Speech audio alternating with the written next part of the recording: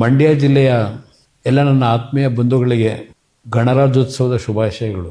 ಇದೇ ತಿಂಗಳು 23ನೇ ತಾರೀಕಿನಿಂದ 27ನೇ ತಾರೀಕಿನವರೆಗೆ 5 ದಿನಗಳ ಕಾಲ ನಿಯೋಜಿಸಲಾಗಿರತಕ್ಕಂಥ ಫಲಪುಷ್ಪ ಪ್ರದರ್ಶನದ ವಿಶೇಷತೆಯನ್ನು ಆಯೋಜಿಸಲಾಗಿದೆ.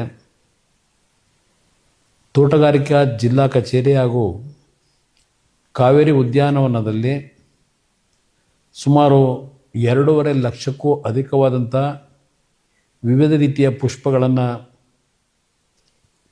ಉಪಯೋಗವನ್ನು ಮಾಡಿ ಹಲವಾರು ರೀತಿಯ ಕಲಾಕೃತಿಗಳನ್ನು ರಚನೆ ಮಾಡಿದ್ದಾರೆ.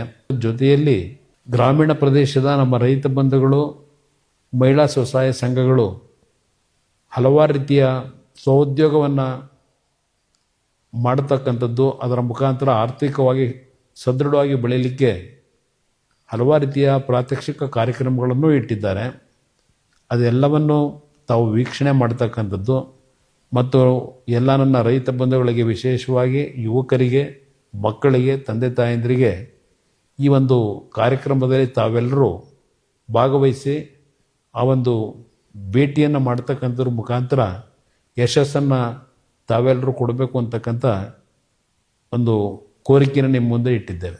2026 ಮಹಿಳಾ ವರ್ಷವನ್ನು ಆಚರಣೆ ಮಾಡ್ತಾ ಇರತಕ್ಕಂಥ ಸಂದರ್ಭದಲ್ಲಿ ಜಿಲ್ಲಾ ಅಧಿಕಾರಿಗಳ ಒಂದು ಆಸಕ್ತಿಯಿಂದ ತಾಯಂದರ ಎದೆ ಹಾಲಿನ ಒಂದು ಮಹತ್ವ, ಹೆಲ್ಮೆಟ್ ಧರಿಸ್ತಕ್ಕಂಥದ್ದು ಅವಶ್ಯಕತೆ, ಅದೇ ರೀತಿಯಲ್ಲಿ ಪ್ಲಾಸ್ಟಿಕ್ಗಳನ್ನು ನಿಷೇಧ ಮಾಡಿ ಅದನ್ನು ಪರಿಸರಕ್ಕೆ ಹಾನಿ ಆಗದೇ ಇರತಕ್ಕಂಥ ರೀತಿಯಲ್ಲಿ ಯಾವ ರೀತಿ ಬಳಕೆ ಮಾಡ್ಕೋಬೇಕು ಅಂತಕ್ಕಂಥ ಹಲವಾರು ರೀತಿಯ ಮಾಹಿತಿಗಳನ್ನು ಒಳಗೊಂಡು ವಿಶೇಷವಾದಂಥ ರೀತಿಯ ಇವತ್ತಿನ ಈ ಒಂದು ಕಾರ್ಯಕ್ರಮವನ್ನು ಏನು ಏರ್ಪಾಡು ಮಾಡಿದ್ದಾರೆ.